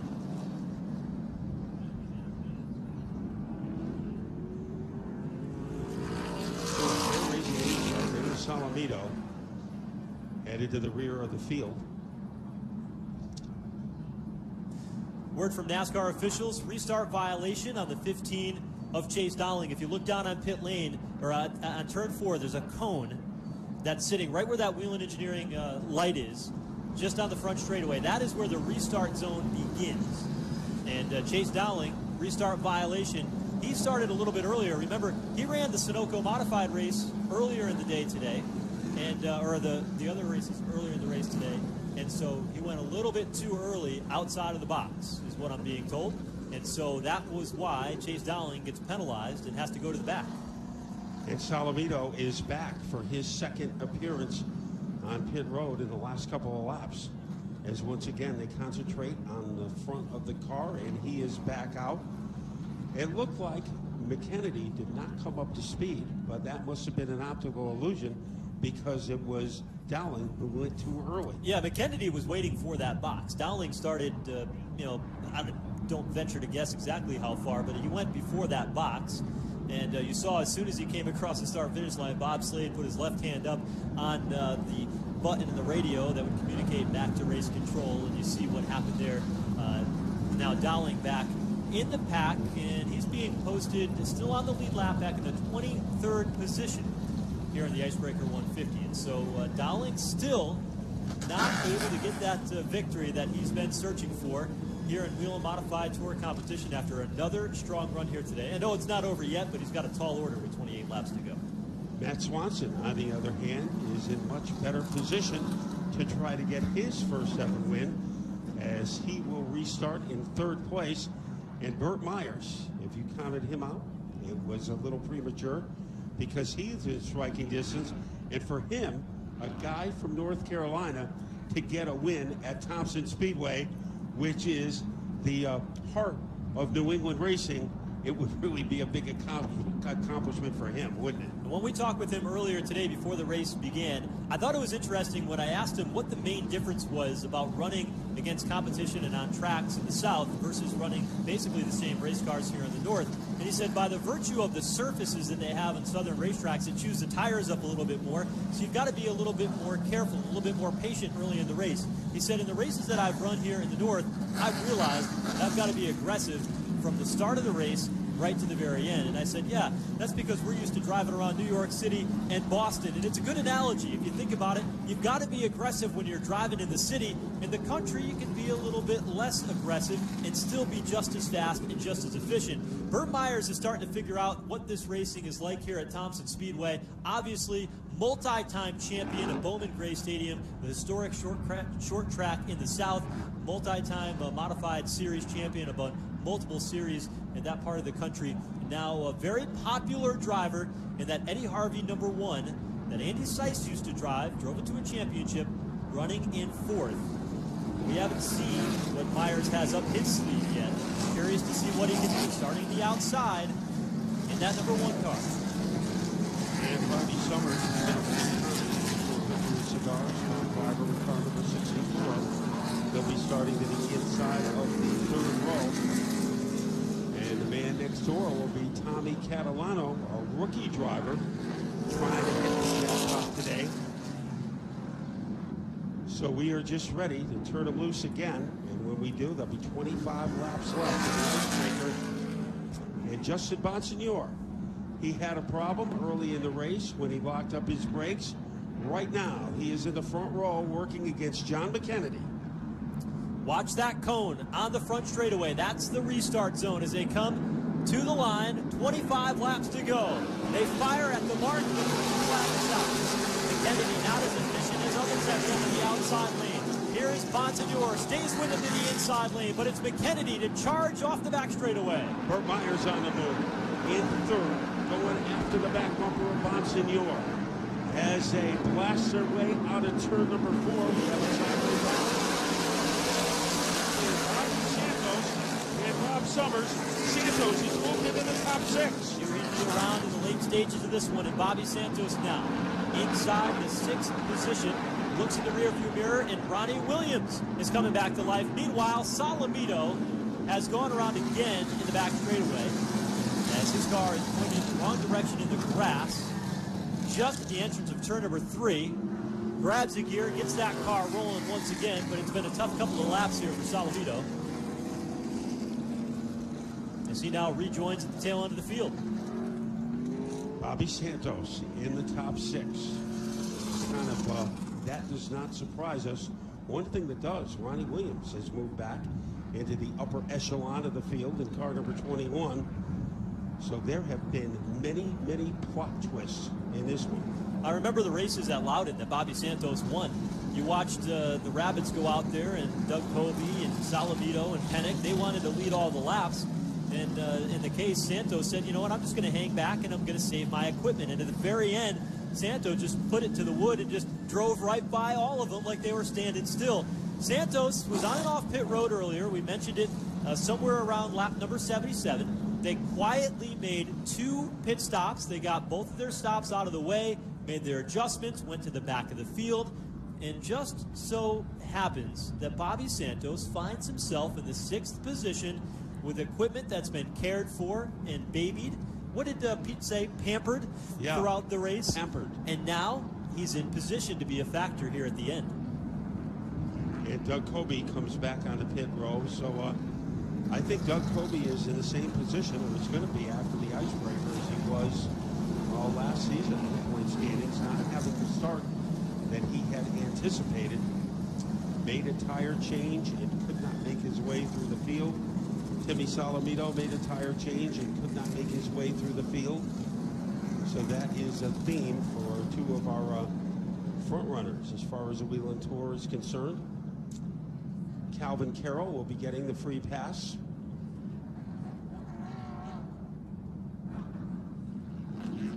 Good solid run being put in today too by Tommy Catalano out of Ontario, New York, making just his 2nd start in Whelen Modified Tour competition. Top rookie in the field so far. So you look in the top 10, you have guys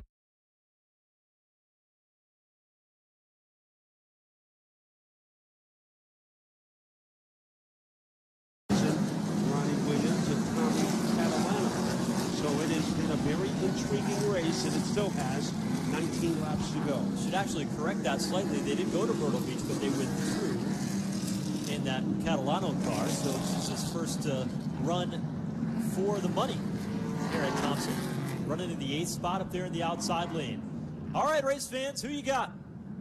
19 to go when they get the green flag this time by. Will it be the McKennedy driver? Can he go back-to-back?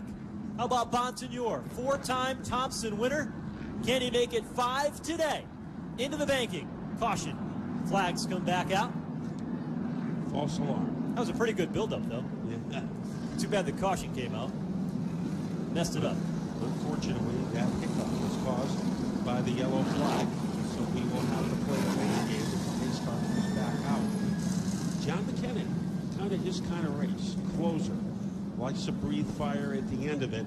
So he has, I think the race is playing out pretty much the way he wanted it to play. And Bonsignor, good at Thompson. Always has been good at Thompson. I don't think you want to spot John McKennedy 2 races at the start of the season. I can tell you that. If you're the rest of the field, that spells all kinds of trouble, I think, as the season goes on. You get McKennedy some momentum, Tommy Baldwin in that team. I think they're going to be a handful as the season goes on. And Burt Myers still in striking distance in 3rd. Matt Swanson, he is another one of those guys. Usually when young guys hit the tour, they have a lot of energy and begin the races and wear out their stuff. Matt Swanson has never been like that. Right from the beginning, he's been one of those efficient guys, always better in long distance races. Yep. So this is his kind of race right here, and I would say that he probably has a lot of race car left. He's running a part-time schedule this year. They're running the operation out of their family garage. He and his dad and his brothers are working on this race car, a complete family operation, different than what they've done in the past when they aligned themselves with a chassis builder to be able to run all these races. They changed direction in the part-time schedule, and so far in the first race for them, running 4th in the outside for Matt Swanson. Let's try this again. We'll have 17 to go outside as McKennedy gets after it. And Matt Swanson joining the front. He is in 3rd, going after Bonsignor in a tense battle for 2nd. Wheel to wheel down the back straightaway. Swanson scuffs the outside wall as sparks fly midway down the back straightaway. Bonsignor up to 2nd. Swanson right with him, and now back in the 4th spot, coming along with Bobby Swanson. To the back of the Bonsignor. Oh, trouble down in turn 1. Multiple cars involved. Jimmy Blewett is up on his side, rolls on his roof. Among them is a 57 of Andy Seiss. Woody Pitcat is in it. Eric Goodale, Gary McDonald, Joey DeGracia, and it looks like Manny Diaz also involved. Red flag is out. Jimmy Blewett, a lazy flip over in turn 2 is upside down.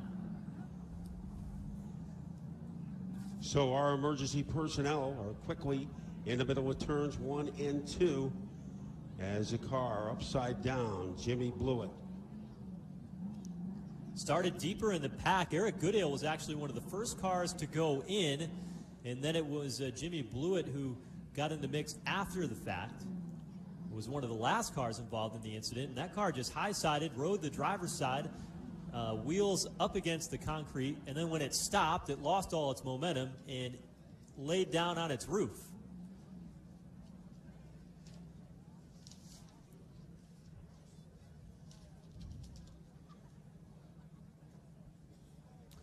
So the red flag is out.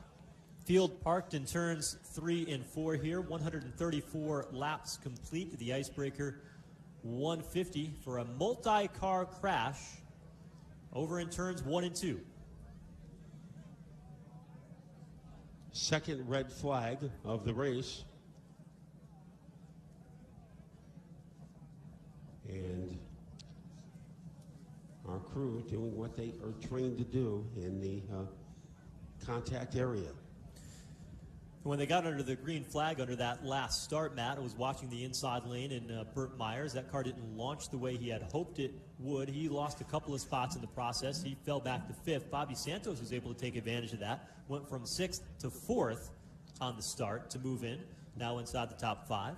Maybe the most aggressive on that start was Swanson, as he went and he challenged Bonsignor for second and almost was able to take the spot away from him.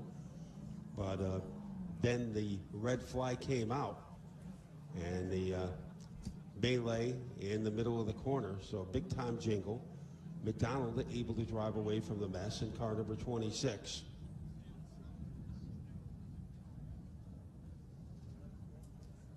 So work continues up in turns 1 and 2.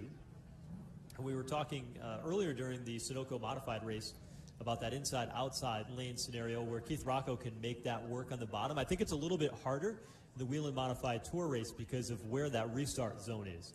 Where it starts in the middle of the turn, you've got the advantage to get that momentum up and running when you come through the turn where we start for the weekly modifieds. But that outside is certainly where you want to be here in the tour-type cars as work continues down in turns 1 and 2. Been a very eventful day. There was no stretch really. There was probably a 30-lap stretch in the middle where everybody kind of settled in and bided their time, just kind of running towards the middle. But once they got some fresh tires, Matt, we saw a lot of side-by-side action. We've seen multiple leaders here today. John McKennedy out in front. We saw Doug Kobe lead some here today, Timmy Salamito, and Chase Dowling as well. And so there's been a lot of players at the front of the field today that have tried their hand at capturing victory here in the Icebreaker. And as it stands right now, John McKennedy is the latest to lead the modified brigade with still 16 laps to go. We'll probably have about 12 laps to go once they lift the red flag. There was a 20-lap stretch, I would say, from about lap 82 to lap 102, where it was unbelievable action. Yeah, it was pretty wild. Where, lead changes and position changes, and that was probably 20 of the most intense laps of modified racing that we have seen in a while. As Goodale's car is taken off the high banking. Got that car hammock style, pulled off the racetrack here. They'll raise it up in the air a bit more as it comes down in through the infield. It's like they're Blewett's car is back on its 4 tires. They flipped Jimmy Blewett's car back on the 4 tires over there in turn 2. As cleanup continues, the speedy drive being laid down at that part of the racetrack. And we'll update you as soon as we get the word from NASCAR officials and all the drivers involved. But we'll wait for that as work continues. The Manny Diaz car still paused up in turn 2.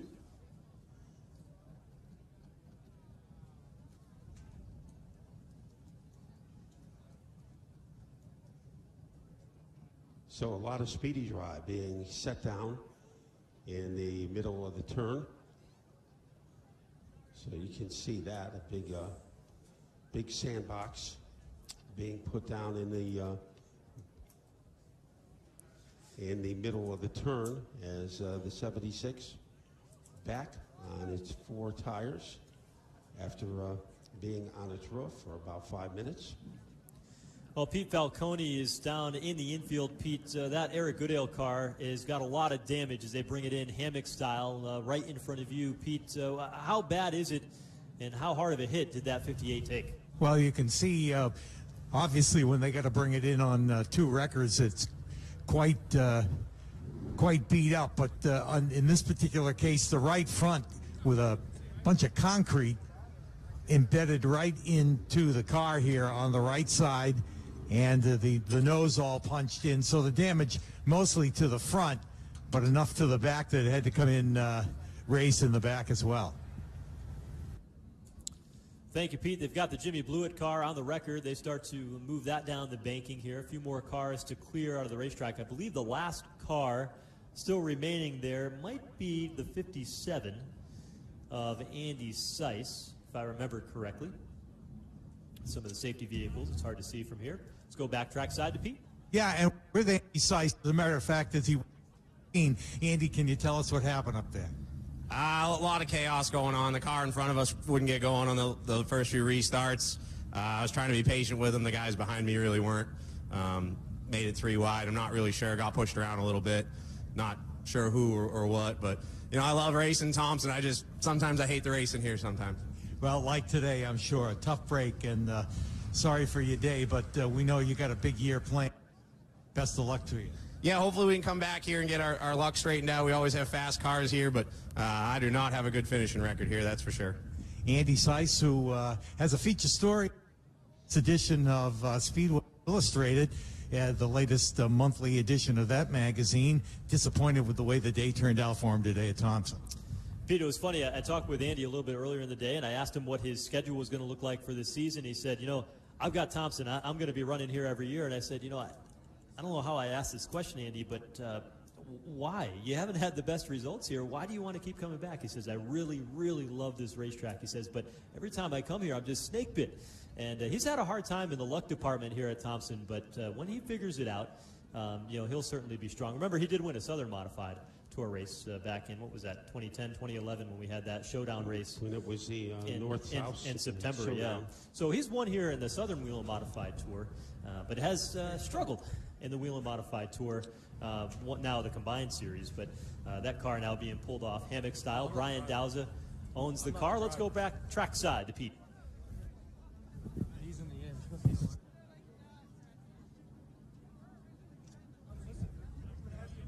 Down here with an assessment of the damage on Jimmy Blewett's number 76, the crew looking it over. Heavy-duty damage to the front of the car, and pretty much cosmetic here in the back, but a tough break for a guy that led this race a little earlier. He's still being assessed by the medical crew, as we checked with his crew that told us that he's doing okay, just getting checked out in the ambulance, but a lot of work to do to get this race car repaired. Good news indeed. Hopefully we'll be able to catch up with Jimmy before we get back under the green flag. Had a really, really good run going here today. Drove all the way up to the front, led around lap 100, and Jimmy Blewett looked as though he was going to be a guy that was going to be around for the final 50 laps of the race today, but a dramatic crash in turns 1 and 2, with Jimmy Blewett ending up on his lid nearing the finish, and so he will not make it to the end of this 150 here. Just about finished with cleanup over there in turns 1 and 2, but a speedy dry being laid down up there in the outside lane. We'll go ahead and take the time to get that swept off the speedway, get the lineup all checked, and then see what we're going to have left as far as time is concerned in the final few moments. I look back at these drivers sitting up here, looking down that front straightaway, thinking about what they need to do here in the final few stages of this race to get the win. You know, McKennedy trying to go back-to-back. Bonsignor went winless in 2017, and he's hoping that he can snap that here in 2018. Back down to Pete Falcone. All right, yes, and Jimmy Blewett making his way back over to assess the race car. First of all, you okay? Yeah, I'm okay. It's just unfortunate. We had a really fast start. Number 76 here today. You know, my guys did an excellent job on the pre-race adjustments and did all the right, made all the right moves in the pits all day long. It's just, I don't really know what to say. It's kind of heartbreaking for me. You know, my grandfather, you know, this is his race car. Him and Eddie Partridge helped me get it here. And, you know, I just wanted to get a good showing for all my guys that worked so hard. You know, Tom Martino with the engine, just everybody back at Starrett, just everybody in general. But I don't know what happened there. You know, looked like they checked up in front of us and really just know where to go. Basically victim of circumstance. Tough day. Sorry, Jimmy. Yep, thank you. Jimmy Blewett, who ends up on his roof. He's okay, but obviously very disappointed. He had a strong race car today. Remember, he was second at Myrtle Beach behind John McKennedy, so he had a pretty good opportunity to make a big statement in the point standings. Unfortunately, that setback on lap number 134. Ryan Preece is moving back up to the top 10 in 10th. So the top 10 right now: John McKennedy, Bonsignor second, Swanson third, Bobby Santos fourth, Ronnie Williams fifth, Burt Myers sixth, Ron Silk seventh, Robbie Summers is eighth, Craig Lutz ninth, Ryan Preece 10th, and one spot out of the top 10 is Tommy Catalano, who is 11th. Jimmy Blewett is going to be driving a lot of different race cars this season. He already drove the Eddie Partridge number 6 and will fill in for Ryan Preece when he's running the Xfinity Series. He's going to be running this family car. You mentioned his grandfather's car as many times as he can. And then Burt Myers told us earlier today that he's going to be filling in for Burt Myers in the 1 car at times. So Jimmy Blewett's going to piece together a very busy schedule this year. Very reminiscent of the season where, where Doug Kobe raced for 3 or 4 different owners and finished second in the point standings. That's right. So he's off to a good start. Won't get the finish today, but they knew he was here in Connecticut at Thompson. Boy, he wanted this one bad today, but his time is coming. You can see it. He will conquer this racetrack before too long. Here we go, 136 showing up on the scoreboard. Bob Slade will give the field the 1 to go signal as they come to the line this time by. So we thought it would be about 12 laps to go when they get the green flag, and that's exactly what it'll be. It'll be McKennedy up in the high lane, Bonsignor down low. Making up row number 1, we've got Swanson in the 89 and Santos in the 44 in row 2. Joe, we started the Icebreaker weekend on Friday with snow. We are going to end it with sunshine. And who will be in this sun at the end of this race? We're going to find out in the next 12 laps. I'll take the latter every day of the week. You have company there. Right now, Justin Bonsignor has company. John McKennedy looking to win the first 2 races of the 2018 season. The cars come to life off of the 4th corner. McKennedy gets his best start of the day. Outside lane, clears Justin Bonsignor to get by him. And now here comes Bobby Santos to the high lane, but Bonsignor wants none of that. He holds on to 2nd, and now Santos back to 3rd. And there is Swanson in 4th, holding off Ronnie Williams. Silk getting underneath Myers. Can't he do it though, because Bonsignor is closing 1 car length ahead. Now Williams goes to the inside of Matt Swanson, trying to crack the top 4. Swanson stays to the outside though as they enter turn 3. Craig Lutz making a move underneath Meyer.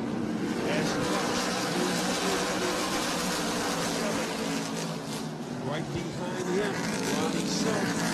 And here comes Bonsignor. He has reduced the deficit between he and McKennedy. Forearm shiver to the back bumper. Bonsignor is there. Williams in. He's up to 3rd. Top 2 will come across the line. 9 laps to go in the Icebreaker. John McKennedy ahead of Justin Bonsignor. Bonsignor goes to the bottom. Here he comes. Bonsignor going for the lead in turn 4. Sweeps underneath. Can't quite clear. Meanwhile, trouble in turn 3. It's Ronnie Silk. He's caught outside wall, right front and right rear damage on that number 85 car for Silk. Caution flag comes back out once again. 142 laps in. The 150 here on the Icebreaker 150. And another car that was strong early will not make it to the finish in the form of Ronnie Silk. The yellow might have been a break for McKennedy there because it looked like Bonsignor was on the verge of moving into the penthouse. One of the first times Bonsignor won at this racetrack, he took the lead with 7 laps to go, and I thought he was going to have a repeat move again as they were going wheel to wheel with 7 to go. He and McKennedy.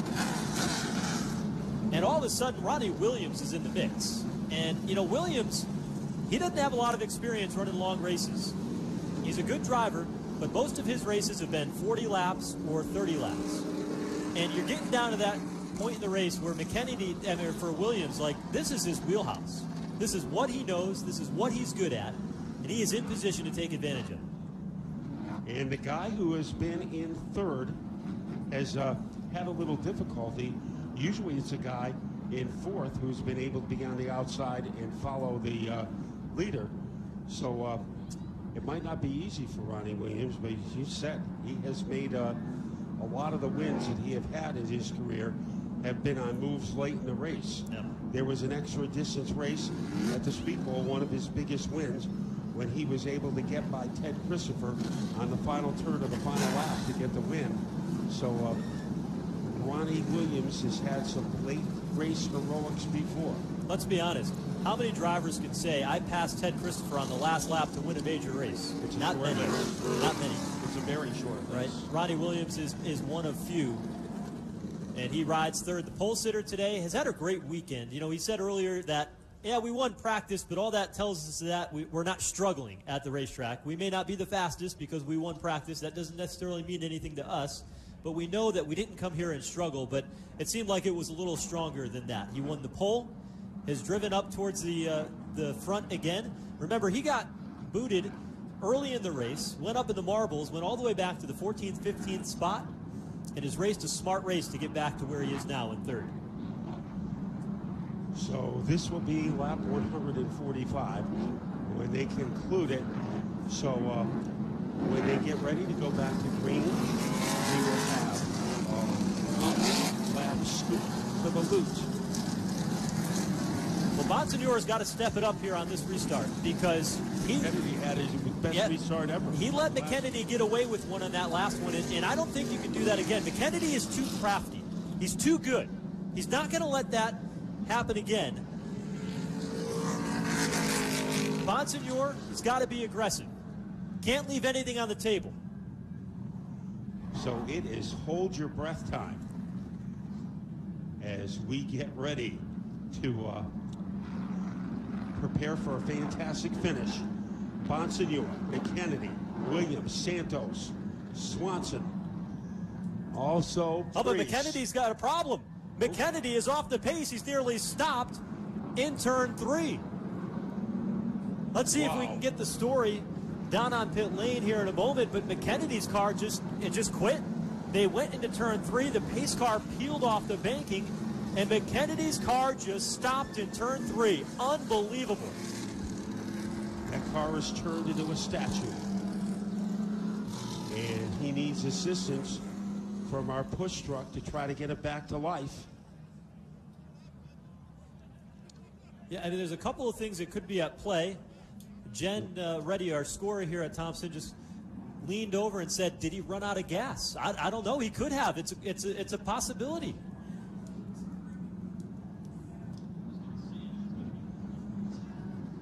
So McKennedy taking the long push down pit lane. Let's see what happens when he goes to the attention of the crew. Pete Falcone is there. Pete, what happened? As predicted, they got a gas can here ready to put onto the car, so obviously short on fuel and ran out coming to the green. So just barely making it down here. They're going to have to give him a splash of gas if he's going to make it the rest of the way. Down to the attention of the crew. Gas for McKennedy. Wow. 1.5 miles short of the finish. Maybe a little more than that. 2 miles short of the finish. And McKennedy getting pushed on pit lane. Unbelievable. Well, that changes things. So when they hit the line, it will be, in reality, a green-white checker situation. Yep. 2 to go when they hit the line. Ronnie Williams has been moved up into the front row. In second, we'll start on the inside of Bonsignore. Bonsignore looking for another win at Thompson. For Ronnie Williams, trying to go for a career win number 1. And Bonsignore gets away with his powers off in the front straightaway. Williams did not come up to speed, but look at him send it in deep into turn 2. Coming to the white flag this time. Bonsignore, the race leader, 3 wide behind him. Hennig, Santos dropping like a rock in crease. Here's Brian Lutz going underneath Swanson. And Craig Lutz into the top 3. Oh, contact! Williams headed to the wall. Ronnie Williams makes severe contact with the wall. White flag is out. Justin Bonsignore will race to the checkered flag, this time by into turn number 3. Here comes that Lutz machine coming down to the line. Checkered flag is out. And Justin Bonsignore has snapped the winless streak. He wins the Icebreaker 150. In second, Craig Lutz, followed by Pennick.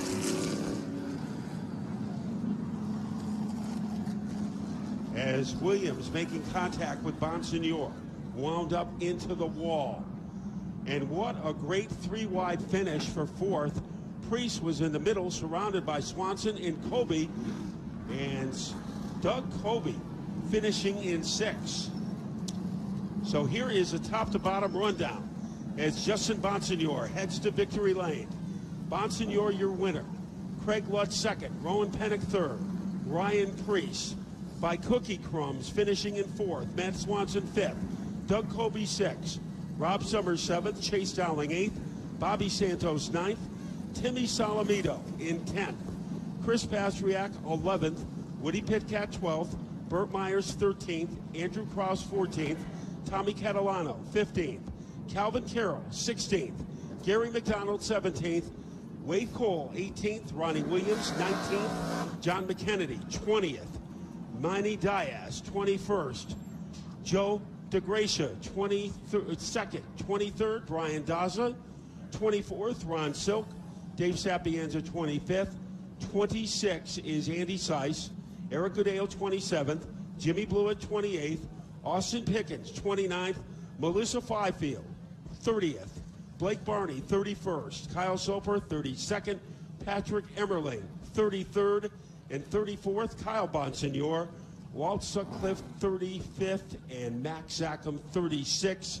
Stephen King couldn't write a novel with as many twists and turns that we have saw today, as here is a Bonsignor team ready to hurdle the wall to congratulate their driver after winning the Icebreaker. Down at Critical Signs Victory Lane, the entire Ken Massa M3 Technology Phoenix Communications team for Justin Bonsignor went winless in 2017, and now he's back at one of his favorite racetracks, 5 times a winner here at Thompson Speedway Motorsports Park for Justin Bonsignor, getting ready for all the flash bulbs to pop here in Victory Lane. Just what a performance there, holding off everybody. At the end of the race, Bonsignor, trouble on lap 1, but it didn't stop him at all. Charged to the front, made it count at the end, and on a green-white checker finish, was able to best pole sitter Ronnie Williams to get back on top of his game. Good start to the season for Bonsignor and his team. Craig Lutz coming home in 2nd. Rowan Pennick was 3rd. And they were 2 and 3 wide coming to the checkered flag deeper in the field. What a race it was here at the Icebreaker. A great way to start the season. Looking forward to having you back here again on May 20th, a Sunday afternoon for the Whelen All-American Series, and June 13th when the Whelen Modified Tour returns for the Thompson 125. Here at the Big T. Had a great season of racing ahead of us. We know it was a cold day out there today. We're glad that you had a great time with us here at Thompson. Waiting to get everything in order here before we give our winner, Justin Bonsignor, a big salute. The crew chief, Ryan Stone, just making his way into Victory Lane here, left the national scene, Ryan Stone did, to come here and work on modifieds. And it's paying dividends. Here today, a year ago, he was working on the junior motorsports car for Justin Allgaier in the Xfinity Series, and now he's a winner at Thompson here in the modifieds.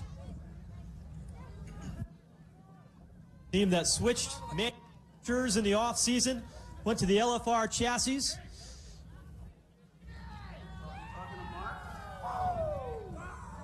And it paid off.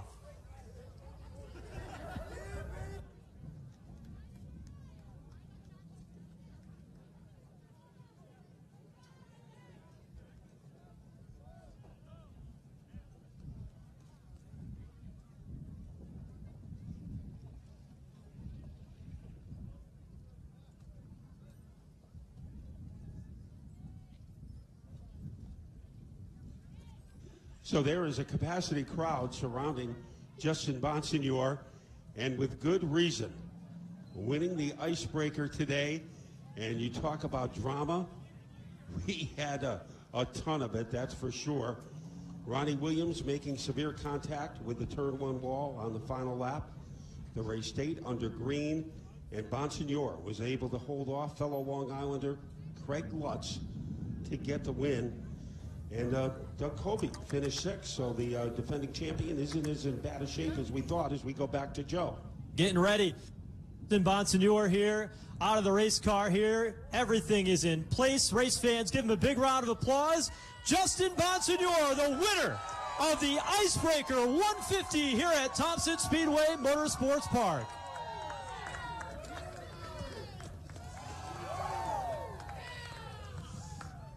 Justin, a dry spell throughout the 2017 racing season, and now you're back in Victory Lane. A very eventful day that started in lap 1 with you locking up the tires in turn 3 that ends in Victory Lane. Take us through it.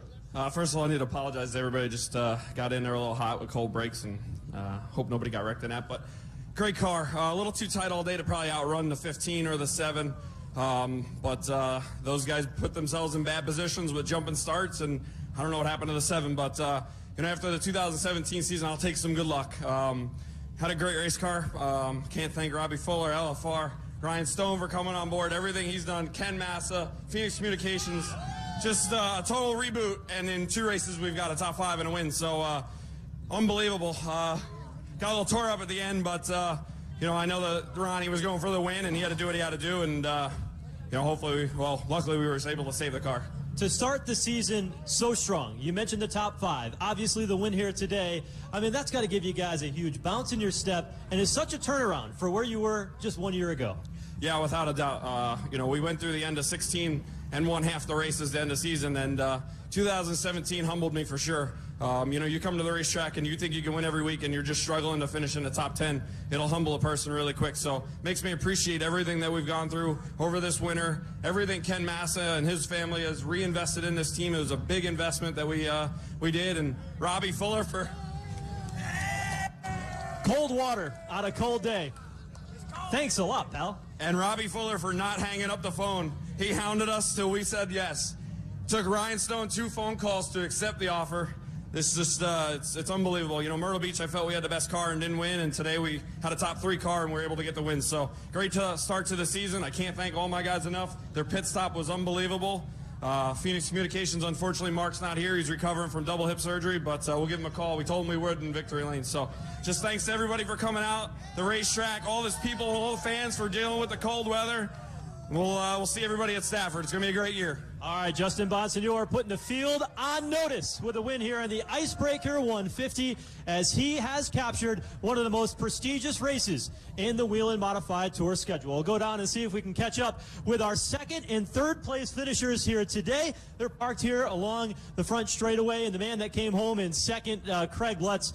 Craig, what a weekend for you as well. I mean, you were there, you played the strategy that you wanted to, you got there at the end, you come home with a runner-up finish in a banner day for you. Yeah, definitely. My crew chief made a great call, and I think if the laps would have went green, I definitely would have had something and could have been sitting in victory lane there. But awesome finish for our guys to come back from the back there and to finish 2nd is just, it's great. Congratulations on a strong run. Look forward to seeing you at the next stop on tour. Thank you. All right, that's Craig Lutz. Came home in the 2nd spot here today in the Icebreaker 150. Rowan Pennick came home in 3rd today. Rowan, we watched some very exciting racing in the back half of the field, and we saw some 3-wide racing, which I think you were in the middle of coming down towards the checkered flag. It looked pretty crazy out there. What was it like from your perspective? Yeah, it was crazy. We had a lot of ups and downs. Got put in the wall by the 51 first lap of the race, and bent the spindle and the right front wheel, and had to come back from that, and then got the air cleaner knocked off there with the wreck on the front stretch, so we had to come in and put an air cleaner on. Came all the way back from that and was right there at the end, so with a top 3. So can't complain. I got to thank all the fans for coming out and everyone that's part of this 3 team. All right, Rowan Pennick walking away from Thompson here with a podium finish. Well, Matt, that pretty much wraps up the festivities here today at Thompson Speedway Motorsports Park. We thank each and every one of you for joining us here at Thompson. It was a cold weekend. You were the diehards. You came out and supported this race. You supported local short track racing, and we recognize that and are appreciative of it. Remember, on your way out, Fast Track concessions, all cooked food items are half off. So go ahead and go do that. Buy one, get one free down there at the concession stand. We thank you for coming. We look forward to seeing you again when we're back in action on May 20th for the Whelen All-American Series, a Sunday afternoon, and on June 13th, a Wednesday night for the Thompson 125, when the NASCAR Whelen Modified Tour returns, and everybody has Justin Bonsignore on the mind and challenging him here at Thompson Speedway. On behalf of the entire staff of the Thompson Speedway Motorsports Park, thanks for coming. We'll see you next time.